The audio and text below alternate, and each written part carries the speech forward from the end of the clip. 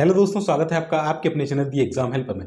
तो दोस्तों finally SBI clerk bank की 2025 में जो रिक्रूटमेंट है वो उसका नोटिफिकेशन आउट हो चुका है। दोस्तों इसमें काफ़ी संख्या में वैकेंसी आई हुई है। साथ ही साथ बात कर लें, इसका जो सिलेक्शन प्रोसेस होता है इतना फास्ट होता है कि 4 महीने के अंदर आपको ये आपका जो रिक्रूटमेंट है वो पूरा कंप्लीट कर लेता है। तो चलिए डिटेल में जान लेते हैं कि क्या कुछ इसमें नोटिफिकेशन में हमके दिए गए हैं। एज से लेकर पूरा सिलेक्शन प्रोसेस तक हम यहाँ पर देखने वाले हैं सारी चीज़ें। तो चलिए देख लेते हैं। तो दोस्तों फाइनली इस वीडियो में हम क्या बात करने वाले हैं आपको दिख रहा होगा, जैसे कि अप्लाई करने की डेट क्या है, नंबर ऑफ वैकेंसीज कितनी है, एग्जाम डेट क्या रखेगी, एज, फीस, सिलेक्शन प्रोसेस क्या रहेगा, एग्जाम का पैटर्न क्या रहेगा, सिलेबस, सैलरी कितनी मिलेगी आपको, साथ ही साथ जॉब प्रोफाइल एंड लोकेशन क्या रहने वाली, प्रीवियस ईयर के पेपर एंड जो कट ऑफ है वो क्या रही थी, वो पूरा कुछ इस वीडियो में हम डिटेल में बात करने वाले। तो चलिए स्टार्ट कर लेते हैं।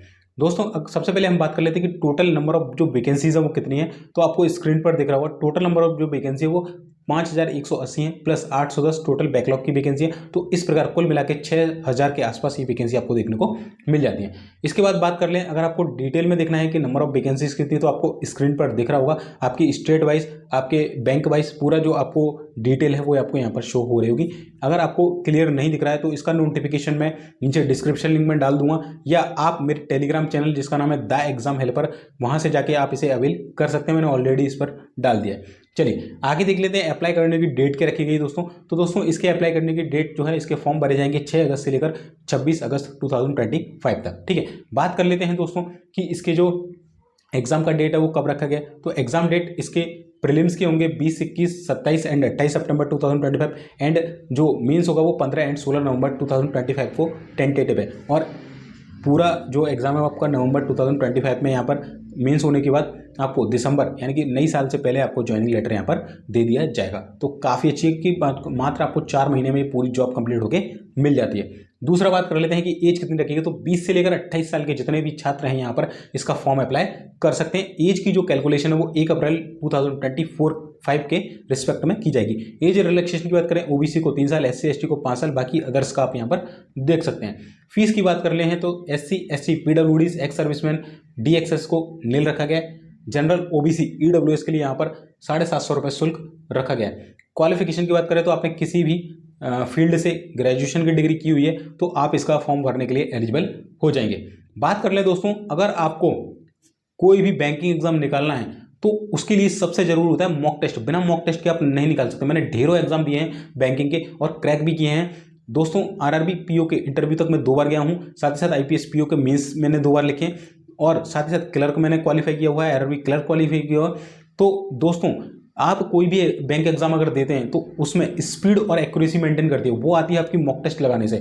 तो इसके लिए आप टेक्स्ट बुक के जो मॉक टेस्ट हैं वो परचेस कर सकते हैं, जहां पर आपको SBI के टोटल 279 मॉक टेस्ट मिल जाते हैं, जिसमें आपको प्रीलिम्स के 27 से ज़्यादा मॉक टेस्ट मिलते हैं, प्लस मेंस के 10 से ज़्यादा मॉक टेस्ट मिलते हैं, और साथ ही साथ इसके सेक्शनल चैप्टर टेस्ट भी आपको मिल जाते हैं। इसके अलावा जो प्रीवियस ईयर में पेपर हुए लास्ट ईयर के 2024, 23, इनके सारे जो प्रीवियस ईयर के पेपर हैं वो भी आपको इसी के अंतर्गत मिल जाते हैं। साथ ही साथ बात करें दोस्तों, केवल आपको इसमें SBI का नहीं, ऑल ओवर इंडिया में जितने भी बैंकिंग एग्जाम या जितने भी ऑल ओवर इंडिया में 750 से ज़्यादा एग्जाम होते हैं, SSC, रेलवे वगैरह, सारे कुछ आपको एक ही पास में कवर हो जाते हैं। दोस्तों अगर आपको इसको परचेस करना है तो अगर आप इसको इसके ऊपर डिस्काउंट चाहिए तो मेरा कूपन कोड V1NW47 डाल देना, जिससे आपको मैक्सिमम डिस्काउंट देखने को मिल जाएगा। आप इसका स्क्रीनशॉट ले लीजिए, जिससे इन फ्यूचर अगर आपको परचेस करना है तो वहाँ से जाके आप परचेस कर सकते हैं। इसमें 1 से 2 मॉक टेस्ट फ्री होते हैं, तो वो जाके आप वहाँ पर उसको लगा के चेक कर सकते हैं और उसके बाद आप इसे परचेस कर सकते हैं। ठीक है, तो कूपन कोड डालना मत भूलिएगा, इसका स्क्रीनशॉट ले लीजिए।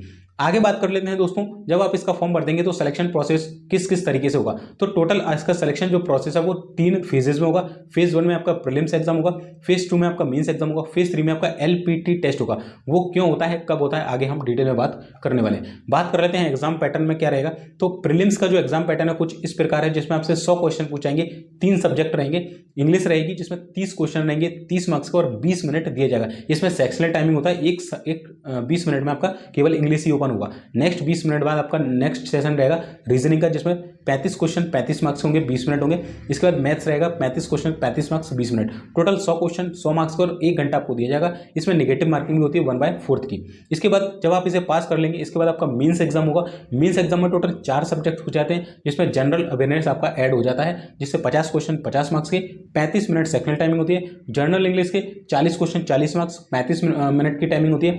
Quantitative aptitude 50 question 50 marks 45 minute देते हैं। इंटेलिजेंस रीजनिंग और आपका जो कंप्यूटर होता है उससे 50 क्वेश्चन 60 मार्क्स के और 45 मिनट मिलते हैं। इस प्रकार टोटल 190 क्वेश्चन होते हैं, 200 मार्क्स मिलते हैं, 2 घंटे 40 मिनट का ये पूरा पेपर होता है। जब आप इसे पास कर लेंगे तो इसके बाद आपका LPT लोकल लैंग्वेज प्रोफिशिएंसी जो टेस्ट है वो होता है यहाँ पर।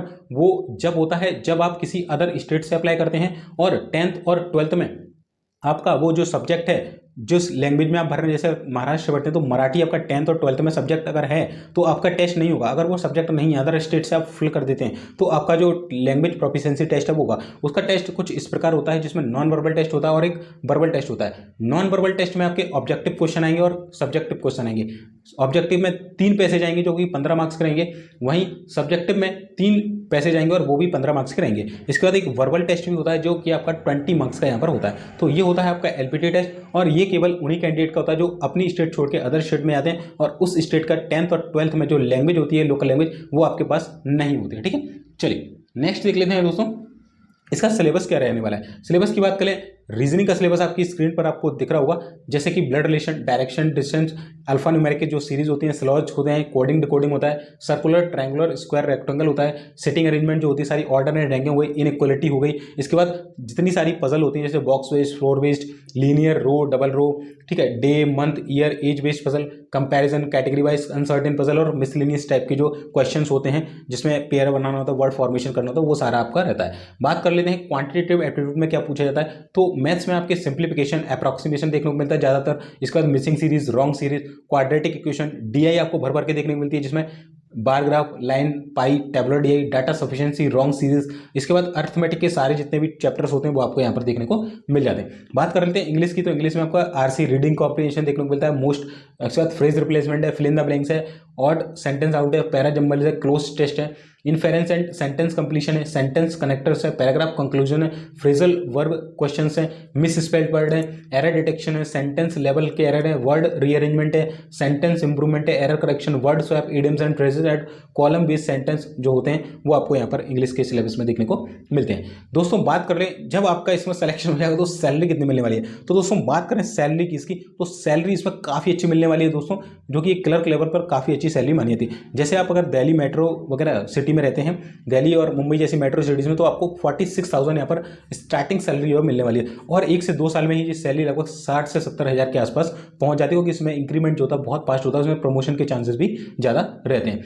बात कर लेते हैं जॉब प्रोफाइल, आपको काम क्या करना होगा और लोकेशंस कहाँ पर होगी। जॉब प्रोफाइल कुछ नहीं है, ऑफिस रिलेटेड वर्क है, कैशियर का वर्क है, चेक रिलेटेड वर्क हो सकता है, ड्राफ्ट से रिलेटेड वर्क हो सकता है, या कोई भी जो भी बैंकिंग काम होता है वो आपको करना पड़ेगा। ठीक है, बात कर लेते हैं इसकी कि लोकेशन क्या रहेगी। लोकेशन आप जिस स्टेट से अप्लाई करेंगे उसी स्टेट में, उस स्टेट में जहाँ वो स्टेट है उसमें आपको कहीं भी वो जो जॉब है वो दी जा सकती है। ठीक है, चलिए बात कर लेते हैं दोस्तों इसके प्रीवियस ईयर कट ऑफ की, पेपर की और स्ट्रैटेजी की और स्टडी मटेरियल की। तो वो मैं आपको आने वाली मेरी वीडियोस में, अपकमिंग वीडियोस में बता दूंगा, क्योंकि उस पर एक डिटेल से हम वीडियो बनाएंगे। लगभग 4 से 5 साल का डाटा आपको दिखाऊंगा कि प्रीवियस ईयर में कितनी वैकेंसी थी और क्या कट ऑफ रहा था। पेपर में आपको टेलीग्राम पर प्रोवाइड करा दूंगा।